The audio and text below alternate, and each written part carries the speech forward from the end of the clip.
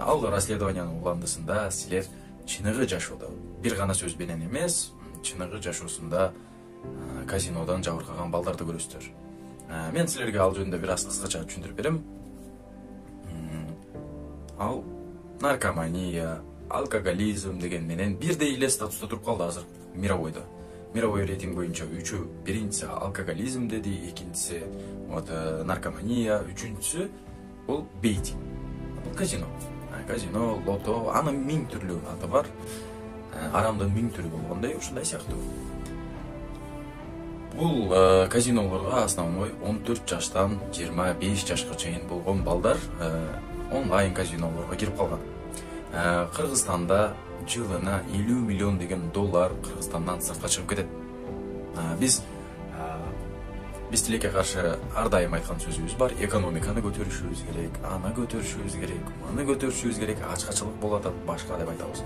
Бирок тилекке каршы жылына бир гана онлайн казинолордун айынан 50 миллион доллар чыгып кетет.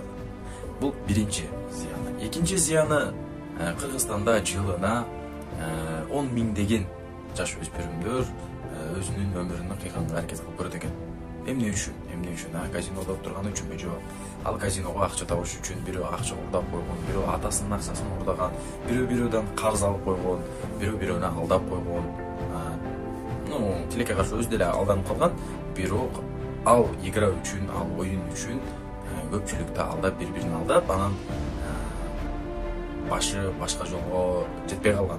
Ушундай жаштарыбыз өмүрүнө кыйганга аракет кылып көрөт экен. Кээ бирлери карыз болуп кеткен, мусапыр өлкөлөргө чыгып кеткен. Бул мындай биздин жашоодогу бир канча факты, зыяндарын айтып бере атабыз. Менин жашым 35-те. 10 жылдан бери 1x bet ойнойм. Баары эле билип калды буну элдер.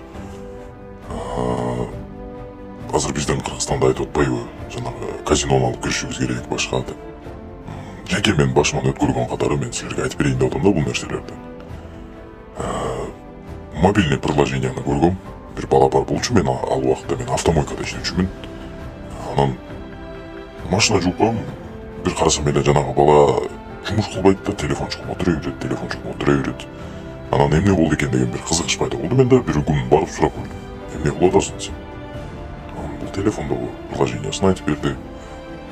Ушундай Реал Мадрид жана башкаларга ставка коем деп айтты. Мен сурадым, канча койсом пайда табам. Ал айтты, хорошо, канча көп койсоң ушунча пайдасы көп. Мен $200 койдум, ошол убакыттын өзүндө $275 утуп алдым. Анан ставка көтөрдүм. Где-то бир жума уттум, 2 жума уттум. Анан мен ойлодум, көбүрөөк койсом көбүрөөк утуп калам. Анан ишенип койгула, мен качан $300 ары өткөндө уже мен утулуп баштадым. Сиз айтышыңыз мүмкүн, ошол $300 болгон үчүн деле токтотпопсуң да деп. Бирок баарыбызда эле бул факт бар. Жана азарт деп коебуз. Азарт баарыбызда бар. Пораженияны мойнубузга алгыбыз келбейт.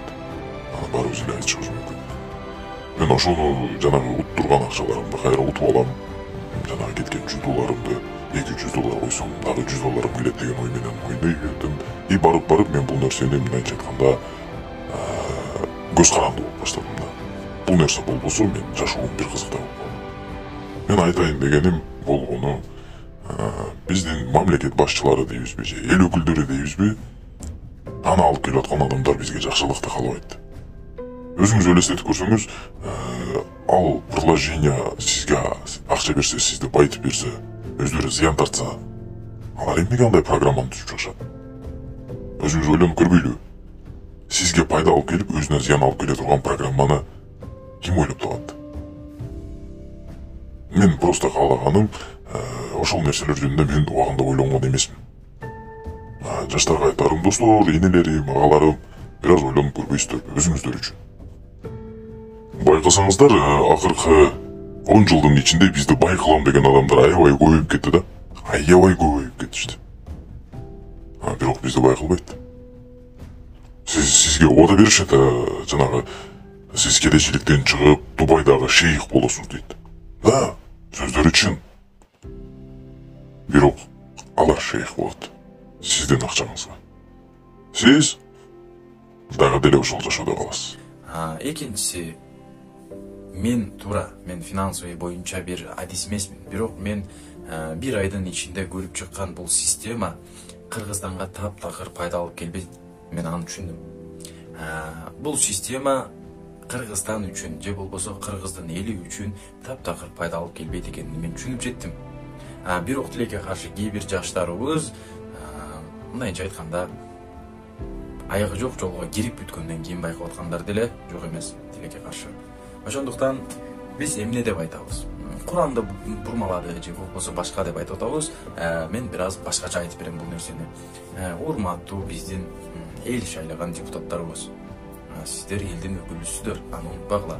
Силер биринчи орунда элдин пайдасы, элдин мүддөсү, эл кыйналып аткан урчундуу маселелерди көтөрүп чыгыш силер үчүн милдет. Милдет. Кайталап коеюн, милдет. Силер болсо эмне кылып атасыздар? Ойлонуп көрбөйсүздөр. Силер бизди келечекти талкалап берип атасыздар. Казино, бул кумар, бейтинг, ставка, дагы еще и так дальше, да, мындайча айтканда, и так далее бар беребиз. Бул бизге зыян. Түшүнгүлөчү, зыян. Биз азыркы шартта кумар деген теманы ойлой турган деңгээлде эмеспиз. Ойлонуп көргүлө, өзүңүздөр эле ойлонуп көрсөңүздөр, балаңыз наркоман болуп калсачы. Сизге суроо. Сизге суроо. Балаңыз наркоман болуп калса кандай шартка түшөсүз? Балаңыз алкоголизмге кабылып калса кандай шартка түшөсүз? Же бул кумар, же болбосо бейтинг, онлайн казино, бүт бары мен санап өткөн алкоголизм жана наркоманиядан көрө жаманыраак. Мен бул нерсени көрүп ишенем. Силер менин оюмда болгону силер өзүңөрдү жөнтөңөрдү ойлоп атасыздар. Андан башкасы эмес. Силерди эл сыйлады, шайлады, ордуңарга барып отурдуңар. Ушунчалык батонуп коесуңар өзүңөрдү. Намыс деген нерсе болуш керек. Жок дегенде, мейли аял, эжеке депутаттарыбызга кайры кылбайын. Силер эркексиңер, эркек депутаттар. Бир аз намыс менен турбайсыңар. Бүгүн 14 жаштагы, 17 жаштагы, 20 жаштагы балдарды сазып отургузуңар келет. Экинчиден, байкебиздин атын билбейм, ал депутат агабызда атын унутуп койдум. Ошол байкебизге да айтам.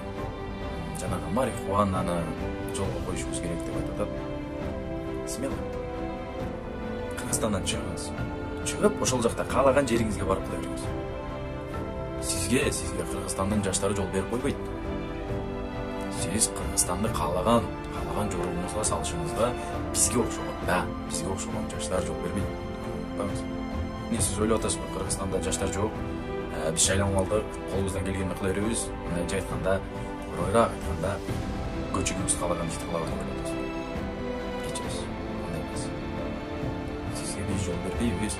Сизге жана сизге окшогон адамдарга биз жол бербейбиз. Бул өлкө биздики.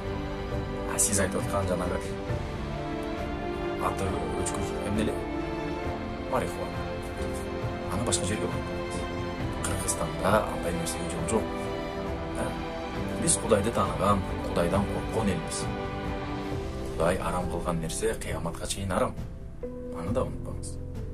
Мен сизге азыр ошол баары исламдан сүйлөдү, шарияттан сүйлөдү дебесин деп, мен сизге жашоодогу зыяндарын айтып бердим. Беке. Чоң башыңызда бир аз болсо да акылыңыз болсо өзүңүзгө келиңиз. Кыргызда бир жакшы сөз бар, эң негизгиси менден кетпесин дейт. Ошондуктан байке, мейли, сиз деле адамсыз, мен түшүндүм. Мен түшүнүшкө аракет кылам ар бир адамды. Сиз деле туура эмес сүйлөп алдыңыз. Жанагы өзүбүздүн апаларыбыз айткандай, сиз билбей тантырап алдыңыз. Сизге мен прикольно жооп берип атам. Сиз билбей тантырап алдыңыз. Ооба, сиз тантырап алдыңыз. Эми артка кайтыңыз. Же болбосо мандатты тапшырыңыз. Анткени бизге Кыргыздын элине, Кыргызстанда жашап аткан жаштарга сизге окшогон элдин өкүлү кереги жок. Бизди сазга отургуза турган, бизди карзга отургуза турган, миллиондогон мигранттарды миллиардка жеткирем деп аракет кылып аткан адамдарды бизге кереги жок. Байке, койсоңузчу. Жашыңыз өсүптүр, башыңыз эмес. Ошондуктан, достор, көзүбүздү ачалы. Бул биздин өлкө, өзүбүз сакташыбыз керек. Биз сактабасак, бирөө сактап бербейт.